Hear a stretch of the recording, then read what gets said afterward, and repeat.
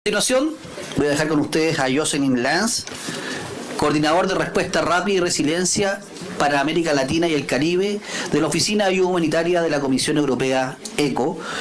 Él nos expondrá las experiencias europeas en la construcción de alianzas público-privadas para la reducción de riesgo de desastres y las principales iniciativas de gestión de riesgo desarrolladas en América Latina y el Caribe.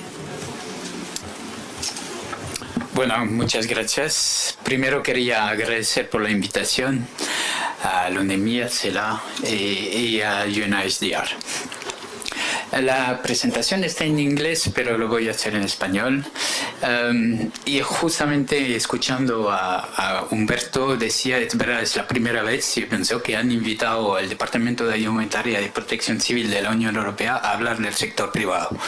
Hay que ver que nosotros estamos dentro de una institución donde hacer un beneficio es casi un delito y donde vender algo es imposible, mejor donarlo. Entonces, la forma de hablar con el sector privado por nuestro lado es un poquito complicado y es un poco presentar un par de ejemplos de cómo se ha logrado en el marco de algunos proyectos. Brevemente antes voy a ponerles en el contexto. Tenemos un problema de unidad, de identidad, un poco como ustedes, de la estrategia, pero de la Oficina de Reducción de Riesgo de Desastres. Estamos conocidos con ECO, era el truco para que las letras funcionaran todavía, pero eso funciona muy bien en inglés, pero con ninguna otra idioma. Entonces al final lo vamos a abandonar y vamos a seguir con el Departamento de Protección Civil y el Departamento de Ayuda Humanitaria, que son los dos brazos de nuestro departamento. Uno tiene como principio un poco coordinar la ayuda de los Estados miembros. Voy a hablar un poquito después cómo se activa. Y el otro es más atender a las víctimas en los países fuera de la Unión Europea, que son víctimas de fenómenos naturales o man-made, hecho por el hombre. Estamos trabajando, bueno, mejor voy a mirar aquí, bajo las guías y la directiva del comisario que es Christos Stylianides, también un nombre complicado, es de Chipre, y que ha sustituido a Georgieva Kristalina, y nos quedará todavía 2 años con él. A nivel de la protección civil, brevemente están ahora bajo el mismo techo que la ayuda humanitaria desde 2010 y se activa de una forma muy simple. Madame Jean-Baptiste está aquí, si quiere añadir algo de lo que digo, puede intervenir, pero teóricamente es así que se activa. Entonces hay un desastre, hay un pedido por parte del país hacia el IRCC, que es el Sistema de Coordinación de Emergencia a nivel de Bruselas. Ellos informan todos los Estados miembros, que no son solamente los Estados miembros de la Unión Europea, pero no, tienen 34 y no 28. Bueno, todavía somos 28. Y en función de lo que pueden ofrecer los países, lo propone al país. Es un ofrecimiento de asistencia.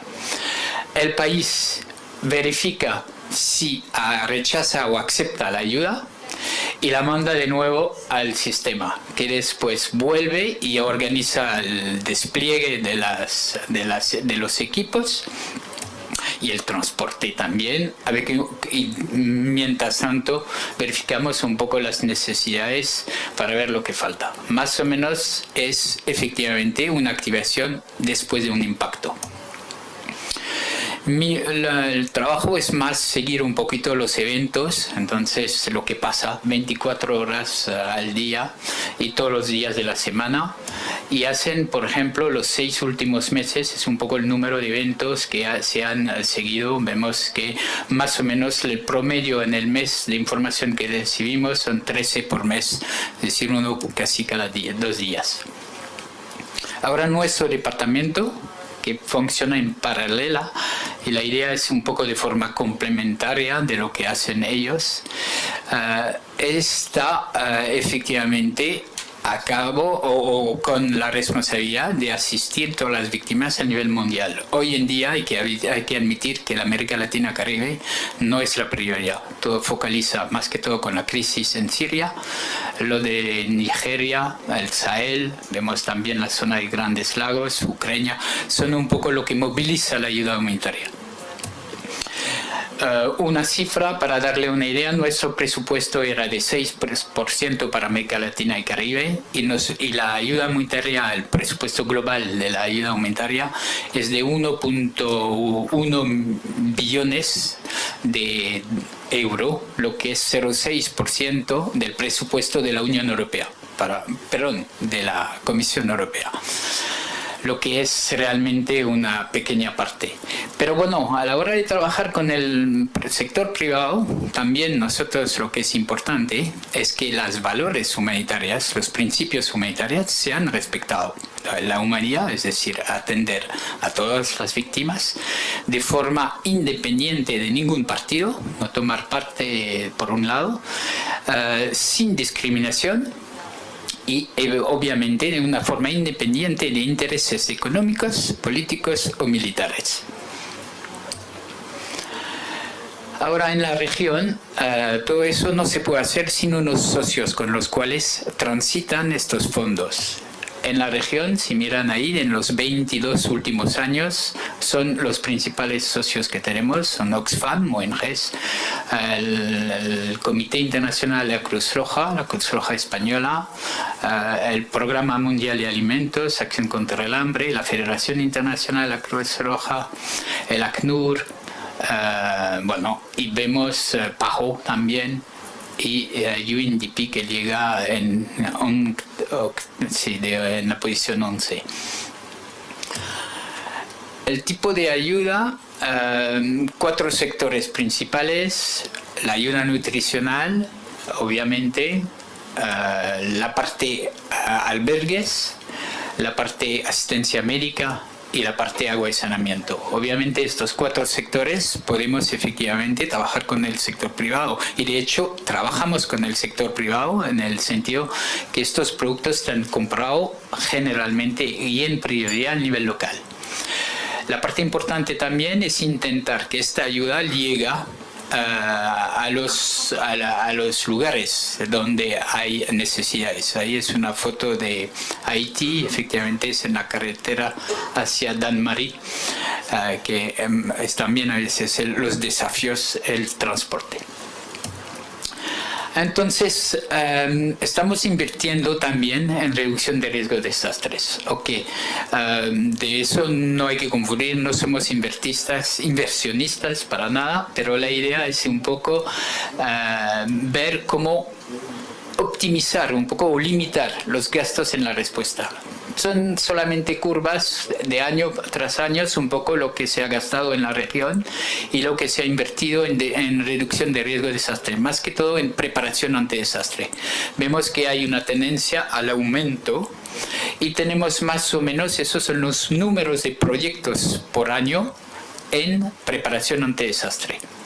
Entonces vemos que hay una tendencia alrededor, yo diría, de unos 30 proyectos por año ahora en América Latina. A nivel global, los países que más fondos han recibido en realidad es Haití desde el inicio del programa, seguido por Nicaragua. Después vemos también Perú, que llega en tercera posición, pero ahora cuando se hace una proporción de cara a la población nos damos cuenta que en realidad el país que más ha recibido es Dominica, porque efectivamente son pequeños países, pero proporcionalmente a la población es eso.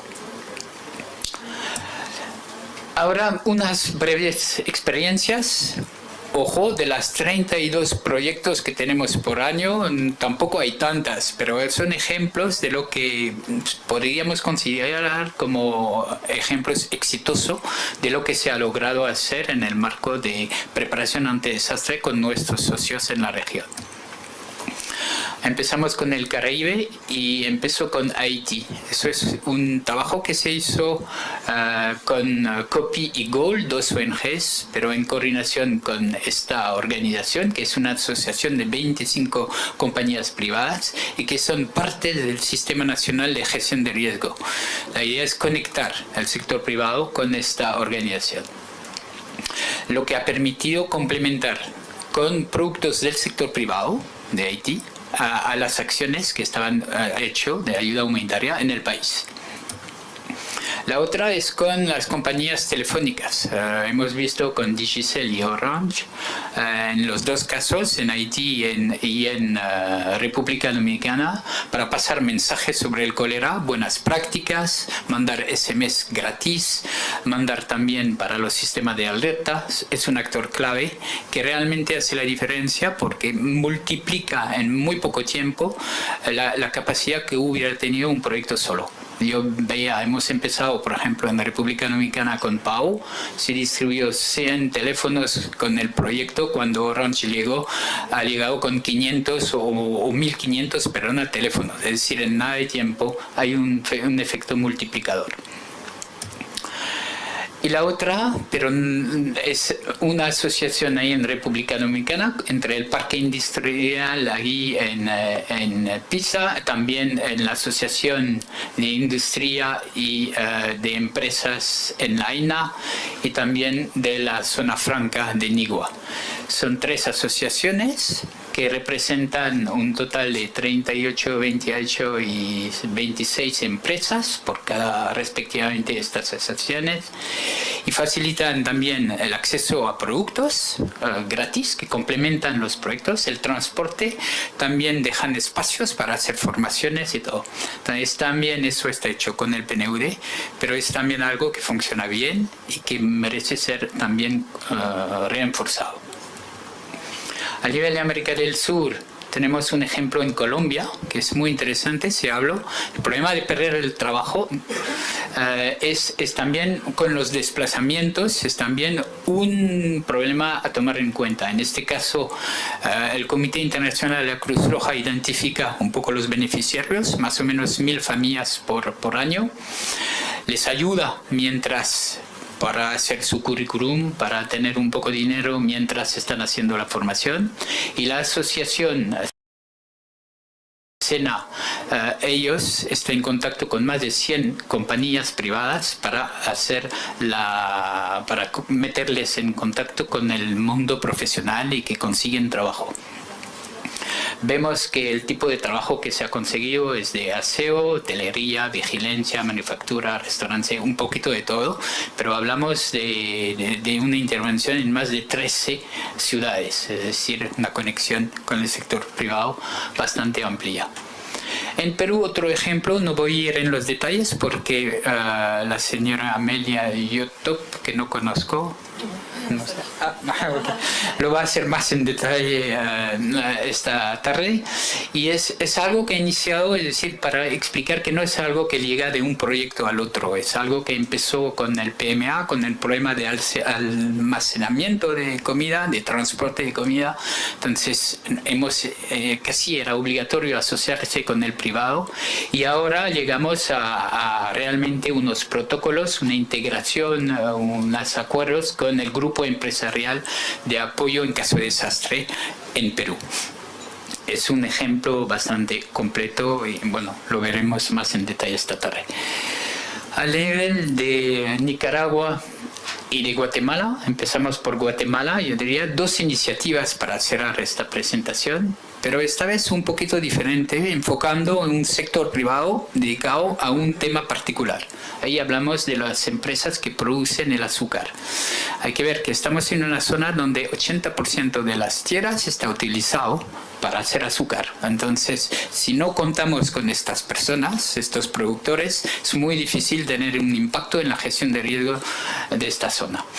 Entonces, ahí es eso, es integrar y utilizar, centrarse casi como una consultoría privada que va a hacer el efecto multiplicador dentro de estas empresas privadas, va a vender un servicio y dentro del marco de la responsabilidad social. Y alguien se habló de eso esta mañana, efectivamente hay una responsabilidad social de la empresa.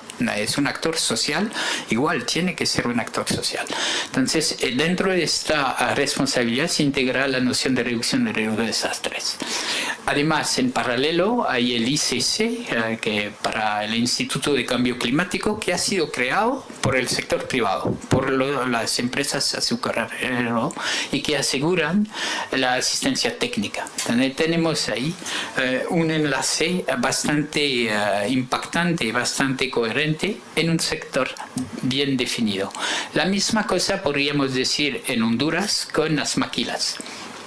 Ahí igual es trabajar un poco con estas empresas y asegurarse que Copeco puede formar, validar el trabajo que se hace y alinear también estos trabajos de plan de contingencia de brigadas con los procedimientos a nivel nacional. Ahora tenemos, bueno, brigadas, ahí las cifras, y se va a seguir en una segunda fase para tener todavía 20 empresas más involucradas ahí en esta parte del país. Y con eso solamente un par de observaciones para cerrar, que efectivamente no tiene nada de natural al nivel de los actores humanitarios asociarse con el sector privado. Tenemos que adaptar nuestro lenguaje, y una cosa que funciona muy bien, que utilizamos en reducción de riesgo de desastre, es que invertir en reducción de riesgo de desastre no es un costo, es realmente una inversión. Y ahí hablamos de forma...